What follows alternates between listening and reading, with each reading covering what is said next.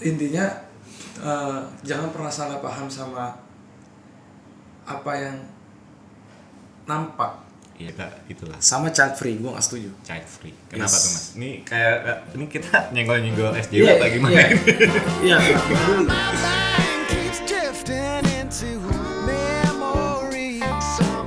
Something long gone keeps on coming back to me. My heart is hung up on what used to be. Time moves on and then one day ancient history. Halo teman-teman, terima kasih telah memilih berada di sini. Perkenalkan, saya Adam Umar, owner dari Coupling Coffee. Selamat datang di ruangan yang gak menuntut kamu untuk selalu kuat. Apapun yang kamu hadapi tentang cinta, pertemanan, keluarga, atau kehilangan, atau sekedar lelah menjalani hari. Kamu gak sendirian, buat diri kamu senyaman mungkin. Karena mulai sekarang, ruang ini menjadi tempat untuk bercerita. Selamat datang di episode pertama Polling Podcast Coupling, tempat di mana cerita selalu berarti. Pada hari ini saya sangat super excited sekali karena kehadiran seorang teman, influencer, content creator, sekaligus movie maker, Mas Hafif Satrio atau kalian kenal sebagai Pecok Gurame. Ohayo. Udah malam ya. Ayo sih Mas. Mas Hafif atau Mas Pecok? Mas Hafif Pecok. Oke, berarti sebelum kita masuk, saya mau nanya dulu Mas. Apa itu? Ini mau di podcastnya tuh mau jadi si Pecok kah? Kalau si Pecok settingannya beda nih, kan jadi Hafif bercanda. Kalau misalkan Hafif jadi ganteng banget sih Mas. Hafif sih, gue Hafif sih, gue Hafif sih. Iya, saya aslinya 2 orang ya. Iya. Berarti itu ya, Hafif ya. Oh iya boleh, Hafif boleh. Mas, sekarang lagi apa kegiatan utama Mas? Sekarang kita kegiatan utamanya itu paling kerja aja, sama paling climbing, main tenis kayak Mas Adat. Oh iya. Iya. Tapi belum pernah mabar kita. Kita belum pernah mabar ya. Iya. Nanti kita bakal mabar ya. Sama apa ya, naik gunung aja paling. Oh, naik gunung. Buka-buka trip gitulah bareng sama teman-teman. Kapan? Kita bakal naik lagi nih, berarti hari Jumat nih nanti. Hari Jumat. Kita ke apa? Gunung yang bikin kita selamat banget deh. Itu Gunung Selamat. Iya. Gue ikut dong. Udah lama gue nggak itu. Ayo kita naik gunung. Bener soalnya ya?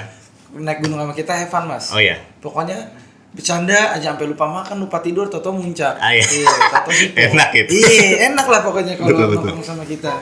Iya. Pokoknya toto ntar bakal ada jadi berita-berita gunung tuh ya. Iya. Di berita gunung ada yang kelaparan nih kan, ada yang kedinginan, ditinggal trip. Iya. Nggak bercanda ya. Kita alhamdulillah profesional. Ya. Nanti gue bongkar lagi dah gear-gear gue. Boleh. Iya. Jumat ya, Jangan bener ya, bawa gear serius tapi, ya. Mas. Iya. Kenapa emang? Jangan bawa gear, ngeri banget. Maksudnya kan kita mau naik gunung bukan mau tawuran. Ya, gear itu kan itu kayak apa? Ransel, Oh, jaket. maaf ya, saya kan kira gearnya Oh, bener pakai sabuk iya. karate, Betul, kayak zaman betul. dulu. Iya. Mas ini kan gue sebagai Hafif tadi. Oh iya, sorry. Iya. Oke. Rubah mode dulu, sip. Iya. Oke Mas. Jadi karena episode pertama ya, gue udah menyiapkan beberapa pertanyaan sih. Nanti kita akan dari background lu, terus masuk ke kegiatan atau hobi, perspektif dan filosofi hidup, definisi bahagia, terus masuk ke cinta, habis itu nanti kita penutupan. Oke. Kayak kuliah 3 SKS begini, Oh, iya. susah-susah ya. Iya. Mas, Mas, minum ya? siap-siap Mas. Gimana Mas kopinya? Mantap. Kacau. Mas, kalau orang hanya tahu satu hal tentang lu ingin dikenal sebagai apa? Kalau misalkan satu hal ya, Ya, satu hal. paling ya ini kembali ke mimpi ya. Paling mau dikenal sih sebagai apa? Mimpi gue sih sebenarnya pengen jadi pengajar ya Mas. Pengajar. Ya. Oh iya sih. Jadi gue pengen dikenal sebagai pengajar, bukan guru ya maksudnya. Di apapun tapi mengenai hal-hal yang bersangkutan dengan pelajaran atau edukasi lah. Iya. Karena sebenarnya yang gue sayangkan dari negara Konoha ya, Iya. maksudnya bukan soal pemerintahan ya, tapi Iya. masyarakatnya juga. Pendidikan tuh kayak dianggap nggak seru. Terus rasa ingin tahu tuh dianggap kayaknya nggak penting. Iya. Jadi gue pengen mengenalkan bahwa sebenarnya pengetahuan tuh seseru itu kok kalau misalkan di bawahnya enjoy gitu. Iya. Jadi udah nggak kepake tuh kayak zaman dulu kan harus yang keras pakai rotan. Iya betul. Terus apa aja lah kayak kipas dilempar kok disundut lah. Iya. Bawa gear kayak Mas tadi. Ya. Dia kayak gitu sih. Jadi siapa yang dikenal sebagai itu? Sama kayak Pak Gita Wirjawan sih, dia end game-nya itu dia kayaknya pengajar. Sumpah itu gue kalau bisa ketemu dia sih gue pengen banget sih. Iya. Gue sempat ketemu pas lagi seminar sih dia. Lagi seminar. Iya, gue ikut seminar ini. Soalnya gimana ya, dia salah satu apa, dia kan juga sempat aktif di politik lah. Iya. Tapi dari bentuknya dia kayak nggak kelihatan kalau dia tuh sebenarnya seorang politikus gitu. Iya, Jadi lebih ke akademis Iya, soalnya. negarawan lah sekarang. Negarawan dan kita butuh orang-orang kayak Pak Gita gitu sih. Lu udah baca bukunya belum? Yang apa? Asia Take All apa kalau nggak salah? Oh, belum. Iya. Belum. Dia baru ngeluarin buku sih, gue juga belum baca, belum beli. Itu intinya tentang ini bukan sih, isu soal Southeast Asia nih biar Iya. naik gitu. Iya betul. Bakalan jadi ya senternya lah. Senternya bukunya. dunia gitu ya. Sempat sih baca resensi. Terus Mas bicara tentang background. Seperti apa sih masa kecil lu dan kenapa pada akhirnya Pecok Gurame itu hadir gitu? Kayak sebenarnya kalau waktu kecil nih, kehidupan kecil gue sih alhamdulillah lumayan seru ya Mas. Gue suka banget main bola. Gue suka banget main puzzle pada saat itu. Dan gue suka banget baca buku. Kenapa? Karena mungkin itu dibiasain sama nyokap ya. Sama bokap dari kecil. Lu berarti tipikal masih kecil itu ceritain. Iya. Kalau waktu tidur gue pasti diceritain. diceritain. Okay. Nah, dari diceritain itu kayak misalkan dongeng gitu lah ya. Dan itu tuh ngegugah apa Rasa curiosity gue buat tahu lebih banyak. Iya. Nah, dari situ akhirnya gue mulai minta buku dan akhirnya gue yang kayak melihat gambarnya dulu. Kan biasa gitu ya. Iya, betul. Kayak fairy tale kayak The Beauty and the Beast. Iya. Kan dulu tuh ada tuh yang gede banget. Iya. Jadi kita bisa ngeliat gambarnya. Gambarnya. Nggak mesti belajar Kata. bahasa Inggrisnya, cuman kan kita bisa tahu tuh dari gambar-gambarnya udah mewakili cerita kan. Iya. Nah dari situ Beauty and the Beast, terus apa yang Rabbits and versus Turtle apa sih Iya. itu? Yang itu tuh banyak. Jadi dulu tuh banyak komik-komik fairy tale, Cinderella, terus apa Snowman. Kok Snowman sih? Snow White. Snow White. Kalau Snowman mah ini ya. Iya, Spidol. Spidol ya, iya. Iya Snow White. Nah itu tuh dari kecil dibiasain itu. Yang buku-buku yang tebal-tebal itu tuh biar nggak bisa robek. Iya. Nah dari situ mulai sekolah, mulai ke manga-manga ya. Dari manga-manga, pokoknya dari gambar, terus shiftingnya nanti suka baca benerannya tuh pas udah mulai SMP. Jadi Lu SD atau sekolah? kebetulan waktu di Australia itu SD, Oh, elementary school. siap, Ya. siap. Ya, ini bercanda ya, takutnya serius. Ya jadi SD kan dulu juga ada RPAL, Iya. RPUS. Itu kan juga kayak latihan buat belajar tanpa harus ngelihat gambar kan. Nah dari situ juga mulai kelatih. SMP mulai makin sering baca sampai akhirnya kuliah. Sampai kuliah sesuai jurusan yang gue pengen, emang baca aja. Jadi dari kecil tuh gue sukanya baca. Kalau kuliah maunya tugasnya juga baca aja. Baca aja. Kuliah fakultas apa? Ilmu budaya, ilmu pengetahuan budaya. Di UI ya kalau nggak salah ya. Ngambil ilmu sejarah. Lu udah ngambil S2 belum? Pengen ngambil ya. Iya, gua juga mudah-mudahan sih amin. pengen. Amin ya Allah. S2 pengen ambil apa? Kayaknya kultural. Studi Kultural. Pengen. Kalau Lebih enggak ke budaya atau yes, gimana? soal kebudayaan History gitu ya. Kalau enggak sejarah lagi atau mungkin filsafat. Nah kalau Pecok itu memang itu sebenarnya kayak side aja dari kehidupan pribadi gue awalnya, Mas. Itu kayak bercanda anak-anak lah soal nama Pecok. Karena gue mirip, ada almarhum katanya mirip gue karena gondrong. Namanya Bang Pecok. Padahal mah nggak mirip Bang. Gue lebih mirip Herjunot Ali kan. Iya betul banget sih kalau lu potong kayak dia. Iya benar. Ya cuman ya karena Bang Zainuddin. Iya. Siapa namanya? Nur Hayati. Hayati, iya itu. Cuman karena ya tahu sendiri ya kalau udah labeling, Iya betul. susah kan, itu akan jadi nempel terus di kita kan. Udah akhirnya jadi pecok tuh. Dari pecok akhirnya kita bikin konten sama anak-anak. Gurame itu dari mana Gurame? Gurame pecok Karena pecak apa pecak gimana? ya. Ya, kayaknya pecak gurame lebih gurih nih daripada mujair kan. Lebih diingat lah. Lebih diingat dan mahal kan gurame. Iya, sekarang betul. berapa sih sekilo gurame? Nggak ngerti juga. Nggak tahu. Nggak ngerti ya. Sorry. Nggak ngerti. Dari situ jadi sebenarnya itu kayak filmnya Fast and Furious ya. Begini banget kalau kehidupan pribadi sama kehidupan pecok tuh lain. Ya makanya di sini gue pengen menghadirkan Hafif sih. Oke, boleh. Hafif Satrio. Nah, kapan lu tuh merasa hidup mulai berubah? Berubah dalam konteks apa nih, Mas? Dalam artian lu udah jadi mengenal tanggung jawab, lu mengenal ternyata hidup ini loh gitu. Pas ternyata tabrakan. ini hidup loh. Pas tabrakan Itu umur berapa? Itu 2016 ya. Berarti umur 20 tahun.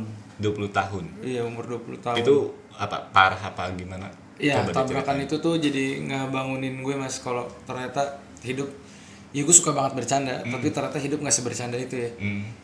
Jadi setiap apa yang gue lakuin, ya you have to responsible gitu kan. Ya akhirnya gue harus bertanggung jawab penuh sama apa yang gue lakuin. Kayak pada saat itu gue tabrakan, muka gue hancur karena some stuff ya. Nah terus karena itu gue jadi mulai melek bahwa ternyata setiap apa yang gue lakuin itu akan berdampak ke orang lain, termasuk orang tua gue. Karena orang tua gue pas gue operasi muka itu mereka sangat kesusahan karena kan nggak di cover BPJS. Iya, betul. Ya ditambah bokap gue juga pada saat itu almarhumah nenek gue juga lagi dirawat di HCCU. Nah itu gue jadi kayak anjir, gue ngebebanin orang tua gue banget. Dari situ gue mulai belajar tanggung jawab. Tapi itu berarti kecelakaannya itu pure dari kesalahan lu atau lu nabrak atau ditabrak? Pure dari kesalahan kita semua, bukan yang nyetir aja. Iya. Yang nyetir temen gue. Tapi setelah ke sini gue akhirnya paham bahwa itu kesalahan kita semua karena kita tidak bertanggung jawab dengan apa yang kita perbuat. Jadi pada saat itu kita tabrakan tuh ya dalam kondisi begitu kan, kondisi kurang normal gitu ya. Jadi ya kita harus face it lah. Iya. Nah itu pertama kali pelajaran menjadi manusia dengan Iya pantesan aja tadi kan lu bilang mirip Herjunot kan. Oh iya. Tadi gue bertanya-tanya tuh di dalam otak gue kan, Herjunot. Oh ternyata pas lagi ada tabrakannya gitu. Iya, sebelumnya memang mirip Iya, banget betul, Herjunot. betul. Iya. Baru relate ini. Cuman kadang juga orang gitu sih, maksudnya kayaknya nggak Herjunot ya, lebih ke Dude Herlino gitu.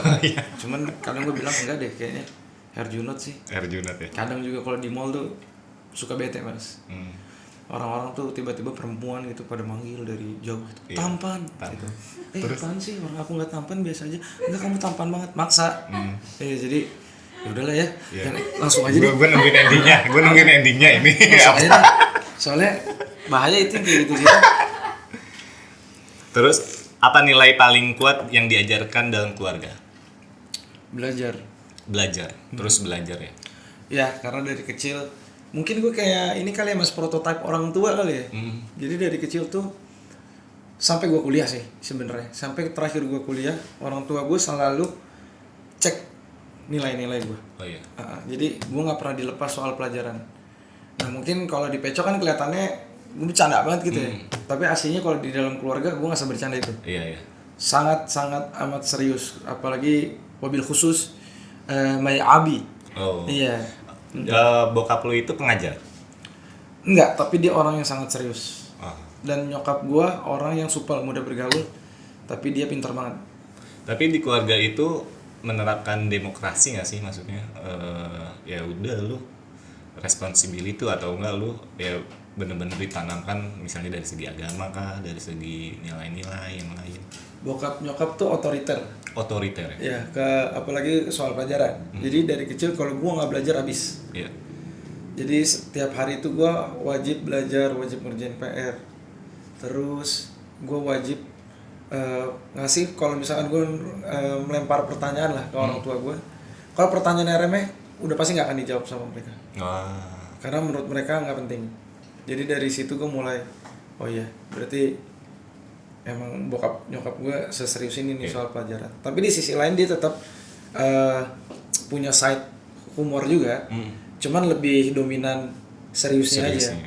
Kayak gue inget banget waktu gue SD kelas 6 apa kelas 5 gitu, gue nanya soal IHSG. Di waktu itu LaTV ya. Oh, kelas 5 udah kenal IHSG. Iya, gue nanya ke bokap. IHSG apa ya? Jelasin sama dia walaupun gue nggak paham juga ya. IHSG itu indeks harga saham gabungan bla bla bla bla. Karena bokap gue kan dia ekonom ya. Bokap gue itu ekonom. Jadi dari situ tuh gue mulai belajar banyak tahu istilah dari bokap. Terus kalau misalkan tahu soal mathematics dari nyokap. Gitu. Jadi mereka kayak punya kontribusi besar buat pelajaran yang gue dapet sih. Tapi memang kalau agama aku suka skip dari kecil, mohon maaf. Oh iya. Iya, aku baru mulai belajar sekarang, jangan ditanya yang itu ya. Iya, siap. Aku belum paham. Iya. Tapi fun fact-nya kemarin kita ngobrol itu sampai ke masalah madhab sih. Yo, iya. Dalam banget. Dalam itu gokil. Dalam masnya pengetahuan tentang agama dalam. Saya nggak ada apa-apanya. Sama. Terus next mas. Kapan momen pertama yang membuat lu merasa benar-benar dewasa?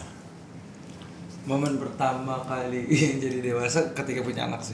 Oh iya, responsibility. Yes, itu ngerasa jadi kayak anjir ternyata aku bukan anak muda lagi, Janju. Iya. Nama anak siapa? Apa? Nama anak. Nama anak Hamzah Al-Hazen. Hamzah. Iya. Hamzah biar laki banget gitu, cewek. Pegang prinsip. Jadi kalau sekali dia ngomong dia nggak tarik lagi omongan. Iya betul. Kayak itu ya, kayak pamannya Nabi kan. Iya. Kalau Al-Hazen tuh nama penemu kamera. Iya. Ibnu Al-Haytham. Cuman kalau orang Eropa nggak bisa nyebut Al-Haytham, disebutnya jadi Al-Hazen. Karena dari nama depannya. Jadi Abu Hasan Ibn Al-Haytham gitu namanya. Itu dia di abad, maksudnya di dinasti Abbasiyah ya? Iya, kalau nggak salah ya, saya lupa. Iya. Kalau dinastinya saya lupa. Iya, Cuman saya intinya juga sih. dia menemukan kamera obscura atau ruang gelap yang sekarang kita kenal jadi kamera itu sendiri ya kan. Itu yang dia nemuinnya di penjara bukan sih? Ya. Di penjara dari celah Iya, kecil. dari celah Dia kecil. ngelihat ternyata cahaya melakukan pembalikan. Iya. Ya, dari situ. Betul. Sebenarnya kenapa pengen namain itu bukan karena dia nemuin kameranya, Mas. Kenapa? Tapi karena kata dia semakin dia belajar atau mengetahui sesuatu itu semakin mendekatkan dia dengan nilai ketuhanan. Jadi yang gue pengen ke anak gue adalah pertama dia bisa punya prinsip sekuat Hamzah, dan kedua kalau bisa dia berpengetahuan tanpa sekaligus menegasikan agama, karena kan sekarang kayak ada jurang pemisah nih. Jadi ada dualisme antara sains dan religion gitu. Dan menurut gue sebenarnya itu nggak saling bertabrakan. Jadi gue pengennya anak gue kayak gitu, agamanya jalan, pendidikannya jalan, berprinsip tapi fun. Iya betul. Ya gitu sih. Apa sih terlalu melogikakan ya? Yes, benar. Terus siapa sosok yang paling berpengaruh dalam hidup lo, Mas? Sosok yang paling berpengaruh, yang paling ya? Yang paling ya? Entah tokoh atau apa gitu ya? Iya, jadi pandangan hidup lu, cara lu berpikir, cara lu menerima masukan, cara lu itu. Jadi seakan-akan tuh lu benar-benar dapat dari dia gitu, lu mencontoh dia atau gitu. Kalau yang paling sih paling apa tadi Mak? Berpengaruh tuh kalau dari segi sikap udah pasti bokap. Iya, kalau dari segi sikap. Tapi kalau misalkan dari segi empirical gitu ya, itu nggak satu orang, maksudnya banyak. Tapi kalau yang paling ya bokap ya. Karena cara dia, angle dia dalam melihat permasalahan. Oh, gitu. Keren. Dari situ sih.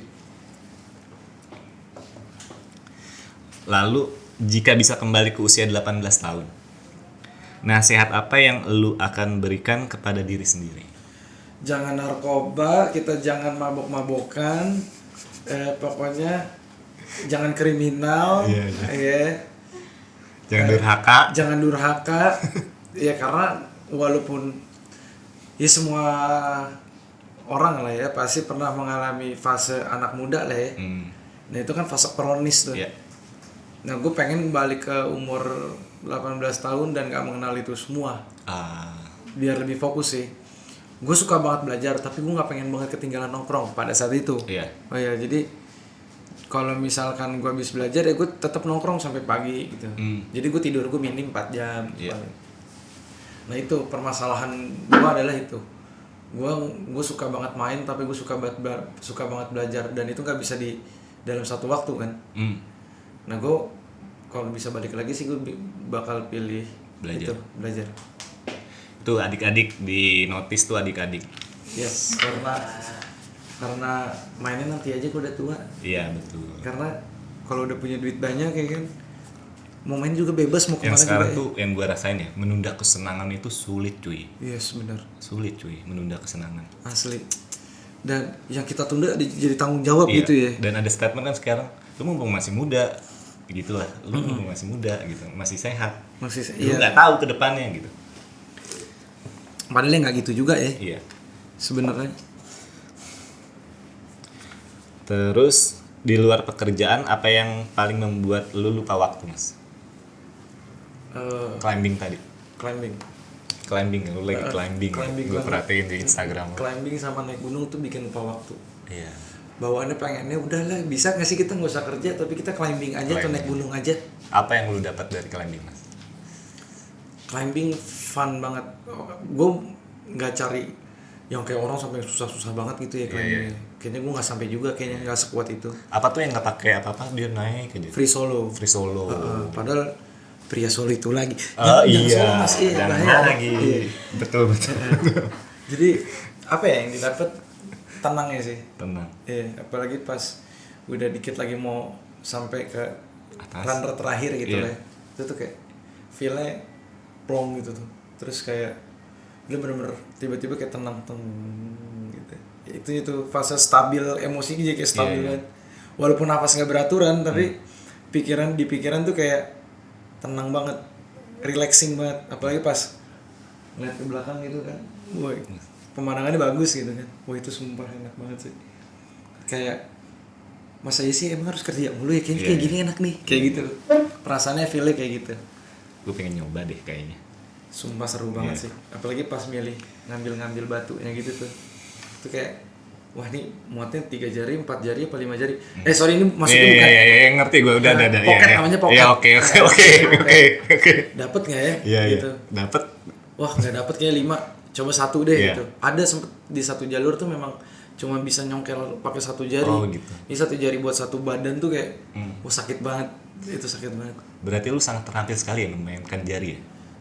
Lumayan ya, Iya. kan biasa fingering gini kan, iya. jadi lumayan gitu. Maaf ya ini bukan nggak keluar konteks sih ini. Iya, enggak. Positif aja kita. Nanti gue cobalah, gue itulah kita Iya, janjian ikut ya climbing ya. Sama itu tuh apa tadi naik gunung, Yes, Gunung naik- Selamat. Gunung Selamat. Nah. Terus menurut lu orang yang terlalu sibuk sering kehilangan apa? Kalau kehilangan dompet enggak sih, pasti dipegang. Iya. Kayak kehilangan waktu, kehangatan sih. Warm. Kehilangan waktu bersama keluarga atau momen-momen terbaik sama istrinya mungkin, sama ibunya mungkin, atau sama anaknya. Jadi menurut gua harus balance sih. Sibuk, tapi juga jangan lupa sama momen bareng keluarga. Iya. Karena takutnya pas di recalling kan kalau kita mau meninggal kan ada sekitar waktu 7 menit ya. Buat kepala kita tuh muter waktu ke belakang. Oh iya. Takutnya kita malah nggak muter waktu bersama Sama orang. keluarga. Oh iya. Masa ntar yang kita ingat bos kan nggak seru. Iya. Iya kan? Atau kolega yang nyebelin kan nggak seru. Oh itu apa? Paper penelitian kah? Buku kah? Atau Iya kayak itu gue lupa baca di mana tapi kayaknya itu penelitian. Jadi jadi kayak ngenutup terakhir gitu loh. Apa kayak di wrapping gitu tuh masalah-masalah kehidupannya nih yang panjang itu disingkat dalam waktu 7 menit. Nah itu jadi kayak masa iya kan sama bos ngeliatnya bos lagi. Iya. Oke bos waktu di perusahaan garment misalnya atau bos di perusahaan tekstil kan nggak seru. masa nggak ada sama istri, Iya. nggak sama anak. Nah jadi kalau buat orang-orang yang sibuk, coba luangin waktu buat keluarga. Mungkin ada yang terlewat dari keluarga kalian, Iya. gitu. Terus Mas, kalau lu punya 1 tahun libur penuh tanpa memikirkan uang, bagaimana lu menghabiskannya? 1 tahun full. 1 tahun full. Iya. Gue mau cobain jalan-jalan ke kayak siapa Ibnu Battuta ya, maksudnya jalan-jalan keluar negeri, Iya. kemana-mana lah pokoknya. Dan menikmatinya tuh yaitu bersama keluarga, tapi boleh kan, boleh ajak keluarga? Boleh. Boleh bareng keluarga. Terus sholat bareng-bareng di, misalkan kita ke Patagonia ya, sholatnya di Patagonia. Oh, iya. Kan kayaknya enak banget gitu. Jadi sebenarnya jalan-jalannya buat apa namanya, ibadah gitu ya, biar ibadahnya pindah-pindah gitu. Iya, Kan keren banget ya. Hari ini kita sholat di A, hari ini sholat Oh, di B. iya. Nah, gitu. Iya. Kan nikmat banget ya. Iya. Cuman abis itu bete tuh, abis 366 kan. Ya besok kerja lagi.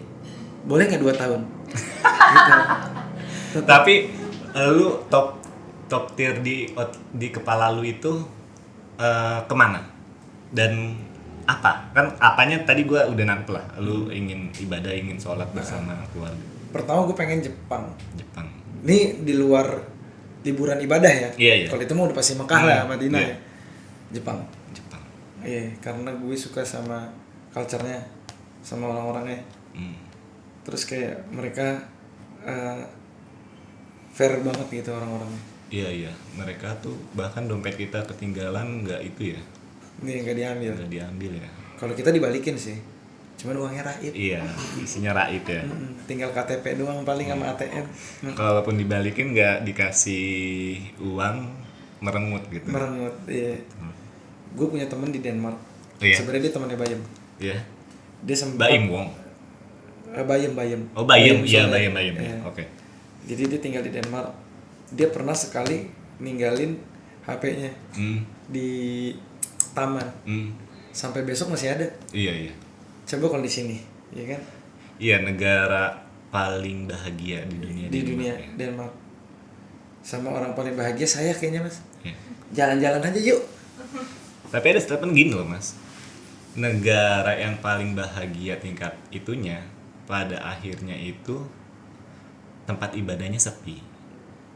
Negara yang tempat ibadahnya rame, nah itu nggak tingkat kebahagiaannya itu paling bawah lah. Oke. Mas, lu pernah dengar ini nggak? Statement yang ngomong kalau kenapa di negara-negara kayak gitu tuh, yang negara-negara yang bahagia, agama sepi. Iya. Nah, lu setuju nggak kalau misalkan statementnya ngomong bahwa ternyata peran agama udah digantikan sama institusi negara? Oh iya. Lu setuju? Peran agama, tapi kan agama menurut gue individual ya, dalam arti kan dia lebih ke yang ya percaya dan individual, nggak yang notabene lu sakit di cover, terus negara lu adil, pejabat lu gimana. Kenapa mereka bisa bahagia? Berarti kan harusnya logikanya kalau mereka bahagia berarti semua udah fully cover atau mungkin ekonominya bagus. Nah, kalau gue sih nggak setuju ya bahwa agama itu digantikan perannya sama institusi negara. Karena ya lu cuma mengcover kebutuhan fisik. Tapi kalau misalnya secara spirit belum tentu. Betul. Nah, ada juga yang bilang bahwa kayak Denmark, Norway, mereka memang negara bahagia tapi mereka bukan negara paling ramah. Dan kayak lu bilang tadi, oh iya, mereka individualis ya. iya, individualis. Dan mereka pun sebenarnya juga bahagia tapi yang kalau nggak ramah. Iya. Dan kalau menurut gue pribadi kayak soal kalau institusi gantiin perannya agama, kan ada soalnya banyak yang tergaung kayak gitu, Mas.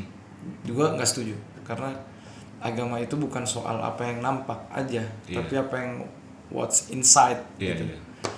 Jadi ya kalau menurut gue sih tetaplah walaupun kelihatannya kita negara susah makanya dekat, jadi gitu maksudnya ya. Orang susah pasti dekat sama Tuhan gitu ya. Iya. Kalau orang kaya nggak dekat sama Tuhan gitu ya.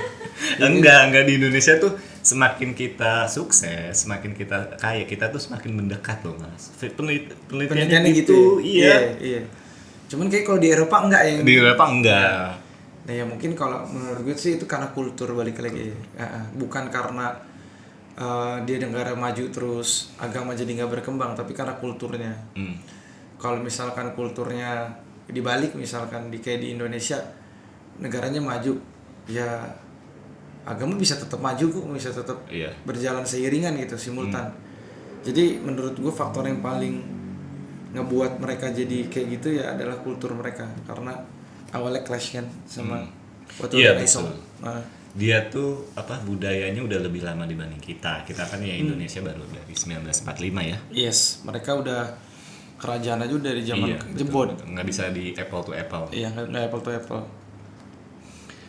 Terus mas, aktivitas apa yang membuat lu merasa paling menjadi diri sendiri? Baca buku paling. Baca buku. Karena dari situ gue kayak jujur aja. Gue nggak pakai topeng lah gitu maksudnya. Karena nggak mesti ada topeng juga, nggak ada orang lain kan. Iya. Karena setiap kegiatan yang lain kan melibatkan orang lain. Kalau baca kan nggak. Melibatkan gue sama si misalkan dia nih. Sama si penulis, melibatkan gue sama dia aja. Tapi bukan dalam bentuk orang gitu, dalam bentuk tulisan. Jadi gue ngerasa ini ngebuat gue jadi diri gue sendiri. Bener-bener dunia gue gitu. Buku apa yang paling berpengaruh di dalam hidup lo? Kalau sekarang ya. Iya. Kalau sekarang hari ini lah. Ada bukunya George Saliba. Apa itu? Baru dengar gue. George Saliba itu dia profesor sejarah di Columbia University. Dia orang Libanis. Judul bukunya Islamic Science and the Making of European Renaissance. Jadi buku itu ngejelasin bagaimana tradisi sains yang ada di Islam pada saat itu, di dunia Islam itu mempengaruhi Enlightenment di Eropa. Ya, era Renaissance itu bisa kenapa kejadian duar meledak ya karena beberapa besarnya banyak kontribusi dari Islam.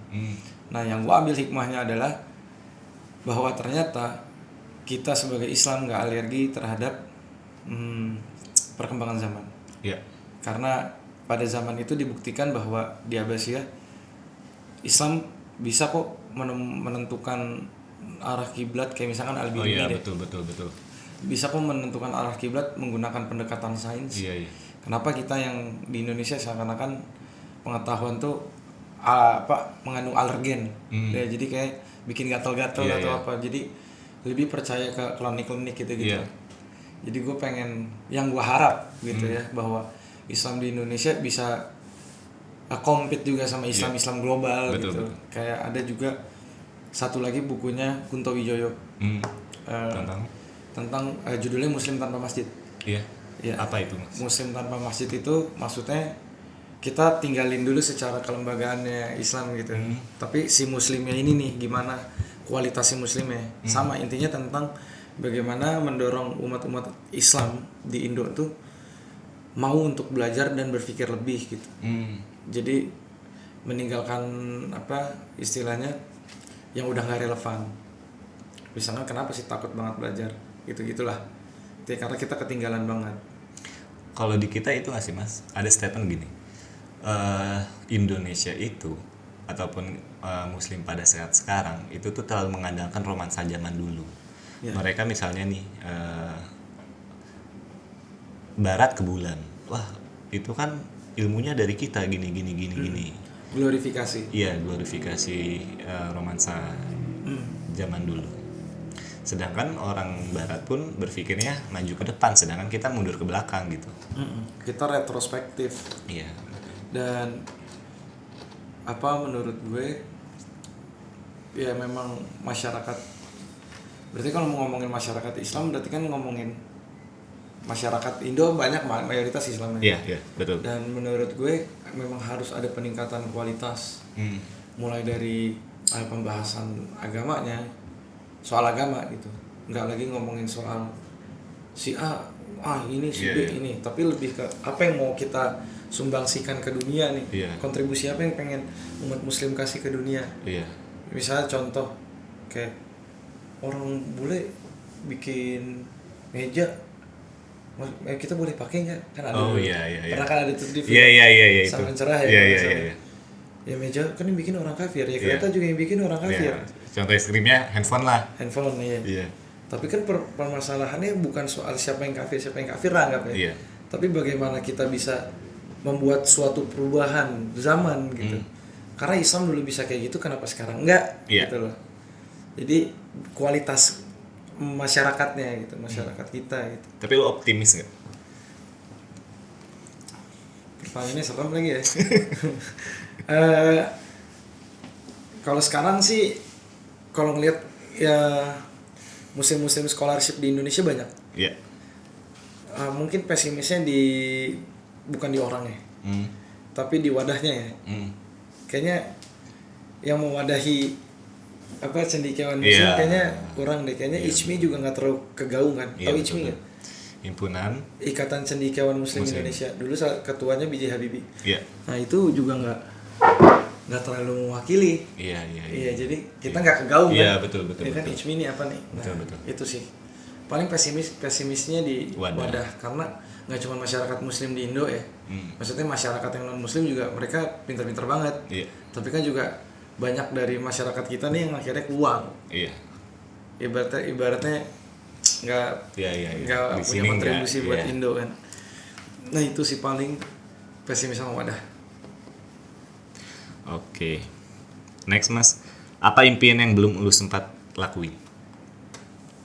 Impian ya banyak lagi. Jadi gue dulu tuh pengen juga jadi pemain bola, nggak kesampaian. Jadi Lu jago ya main bola ya? biasa aja tapi bisa. Iya.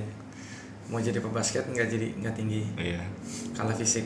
Udahlah basket tuh fisik udah gitu aja. Ya kan kalau dibilang enggak basket nggak fisik. Enggak fisik, basket fisik.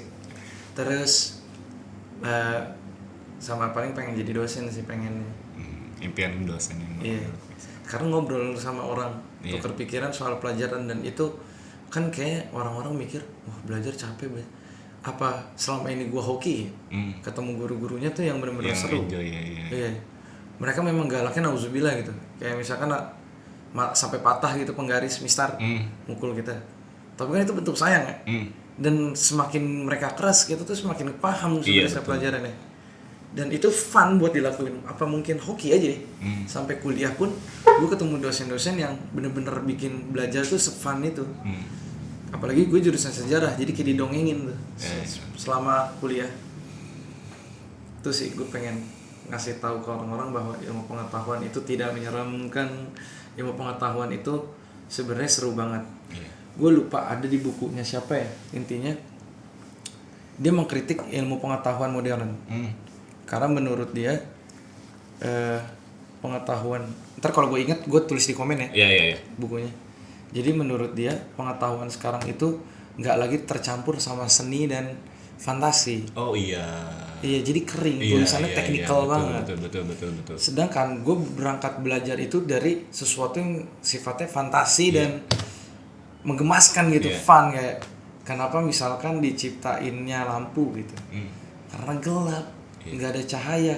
Nah orang-orang zaman dulu ketika ditemukan lampu itu bukan hanya sebagai penerang di ruangan, tapi sebagai sebagai pelita di dalam hatinya juga. Mereka bisa berkarya di malam hari dan kan maksudnya itu pengetahuan, tapi tetap tercampur dengan keindahan gitu kan. Dan itu fun gitu. Sedangkan masyarakat sekarang nggak kayak gitu.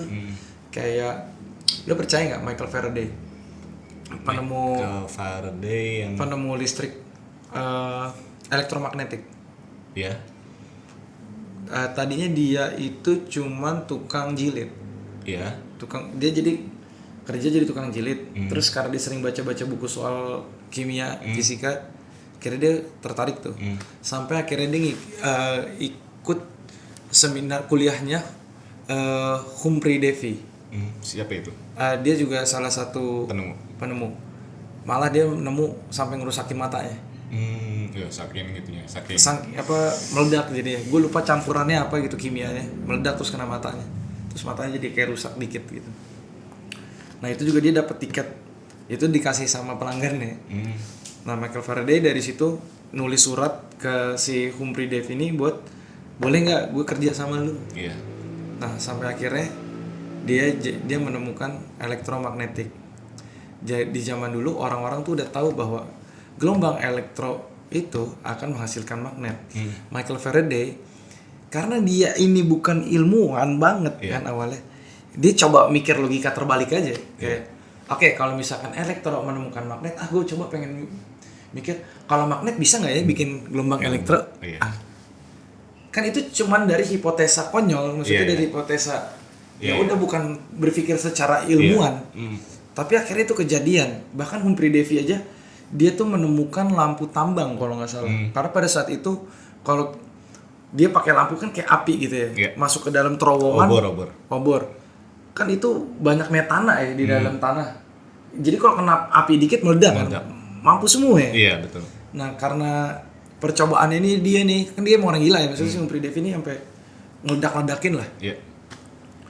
Nah itu dia bukan ilmuwan banget, tapi dia bisa menemukan itu. Terus ada William Herschel. Dia itu pianis. Pokoknya dia seniman. Saking dia keponya sama bintang-bintang dan teleskop mahal pada saat itu. Dia bukan ilmuwan. Karena kepo dong nih. Terus dia bikin teleskop sendiri. Sebarengan nama saudara perempuan yang namanya Caroline Herschel. Nah, pokoknya dia ngikir tuh kaca, pokoknya nggak boleh berhenti deh selama 16 jam. Jadi dia disuapin tuh si Caroline sama saudaranya. Oh iya. Emang kalau berhenti kenapa? Kalau dia misalkan kegores dikit, nggak jadi kacanya. Oh nggak bisa iya, harus konsisten ya. Harus konsisten. Iya, udah tuh terus sampai akhirnya dia adalah orang pertama kali yang menemukan planet baru di tahun segitu. Gue lupa kalau nggak salah 19 berapa gitu. 18 berapa ya William Herschel. Nah itu penemuan terbaru planet setelah penemuan-penemuan zaman dulu. Iya. Baru ada lagi nama planetnya yang kita kenal sekarang planet Uranus. Bahkan dia bukan ilmuwan, tapi dia karena dia anjir kayaknya seru banget nih Cok. Ilmuwan pada saat itu nggak kepikiran buat bikin itu. Terus ada, gue lupa nama orangnya siapa ya. Pokoknya dia salah satu botanical yang ngebantu masyarakat kita pada saat itu ya, maksudnya masyarakat pada saat itu tuh bisa tahu banyak soal spesies, soal tanaman, soal hewan lah gitu-gitu. Dia kenapa? Dia tuh sebenarnya orang kaya banget, tapi dia ikut orang Inggris. Gue ingat dia orang Inggris. Dia ikut Kapten James Cook kalau nggak salah, buat berlayar ke arah Amerika. Terus akhirnya dia ikut, dan dia bayar 10.000 euro pada saat itu ya. Maksudnya kurs kalau di kursnya 10.000 euro itu tuh yang mana pada saat itu mahal banget. Jadi dia bawa tim pelukis, terus dia bawa tim penulis, dan setiap dia ngelihat sesuatu tanaman itu nggak ditulis kayak orang-orang taksonomi sekarang ya. Misalnya plantae apa, ordonya apa, familinya apa, kingdomnya apa. Nggak kayak gitu, dia nulis dengan bahasa yang sangat puitis. Nah, jadi sastra itu nggak kering. Mulai di maksudnya ilmu pengetahuan itu nggak kering, ada sastranya. Nah, sejak abad 19 inilah mulai ada kebutuhan untuk nggak ada lagi tuh orang-orang yang polimet. Maksudnya gue bisa biologi, gue bisa fisika. Jadi dimulai dikhususin, dimulai di kamar-kamar. Iya, betul. Di saat itu mulai jadi ilmu pengetahuan terasa kaku dan kering, yang membuat orang-orang jadi males. Betul. Ya kan? Ngebuat orang-orang jadi males buat baca atau pengen tahu. Iya. Sekarang terkotak-kotakan betul. Yes. Kalau dulu kan kayak misalnya ilmuwan itu dia bisa arsitek, dia bisa matematik, dia bisa ngelukis. Yes. Iya, betul. Kalau kayak Leonardo da Vinci. Terus kayak Al-Khwarizmi. Iya, betul. Al-Biruni apalagi? Iya. Dia bisa ilmu batuan, dia bisa puisi. Iya. Dia bisa bikin astrolab sendiri.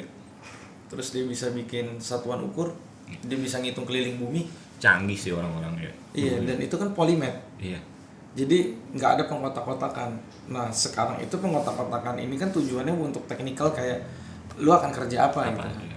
Nah orang-orang cuman karena mungkin taunya udah ilmu itu terkotak-kotakan, mereka nggak mau coba jadinya. Iya. Kalau kayaknya susah deh, Iya, kayaknya betul, gini deh, soalnya belajar menyeramkan deh guru gue, soalnya nyebelin deh, apa deh. Bokap nyokap gue juga nggak harus belajar, dia bisa tuh hidup, Iya. ya kan?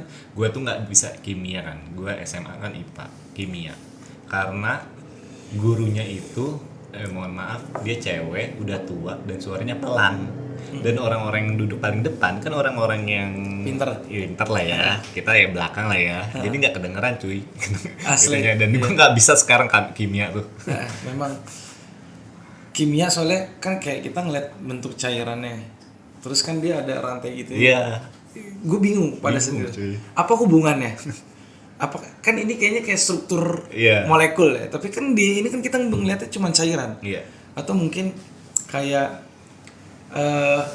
si siapa kalau nggak salah Humphrey Davy itu pernah ngelakuin penelitian bikin gas ketawa, nitrous oxide. Gas ketawa, Iya. gas pink bukan apa? Bukan, namanya di nitrous oxide. Jadi tuh di isep sama mereka terus mereka kayak jadi ketawa-tawa Iya, banget. iya. Berarti kan orang-orang gila gitu Iya. pada saat itu. Dan itu kan maksud gua gasnya nggak kelihatan ya. Iya. Terus kenapa lu tahu gas ini bisa bikin ketawa? Kenapa gas yang ini lebih berat masanya daripada gas yang A? Kayak ada butan lah, Iya. metan lah. Iya. Ya, kok mereka bisa tahu gitu? Di mana bedanya kan nggak kelihatan gitu. Keren banget tuh. Keren cuy. Dan itu kimia susah. tuh sebenarnya mengasihkan. Mengasihkan. Kimia. Betul. Atau lu tahu Mas, reaksi kimia yang pertama kali manusia pernah lakuin? Apa itu? Kita sering banget ngelakuin itu tapi kita nggak tahu bahwa itu adalah reaksi kimia. Apa? Minum. Nabun, maksudnya bakar. api. Api itu reaksi kimia Oh iya. aslinya. Dan kita nggak tahu kalau sebenarnya reaksi kimia itu sedekat itu sama Iya, iya. diri kita gitu. Bahkan kayak lu bikin roti, reaksi kimia. Iya, gitu. ragi. Ragi. Terus bikin alkohol, itu seru banget tuh. Karena si ragi makanin Bikinnya atau gula kan? minumnya nih? Bikin ya? Oh bikinnya Ya, ya. kalau minum saya tidak, Iya. tapi seru. Ada prosesnya kan dua kan, fermentasi sama distilasi. Itu keren kayak raginya makanin gula. Dari gula itu menghasilkan metanol kan. Nah, dari situ baru tuh jadi bibitnya alkohol kan. Itu seru banget maksud gue. Tapi karena mungkin penjelasan gurunya kaku atau mungkin gurunya bawa gear, bawa corbek, bawa Gear celurit. lagi. Jadi itu jadi kayaknya menyeramkan gitu ilmu pengetahuan. Next nih Mas.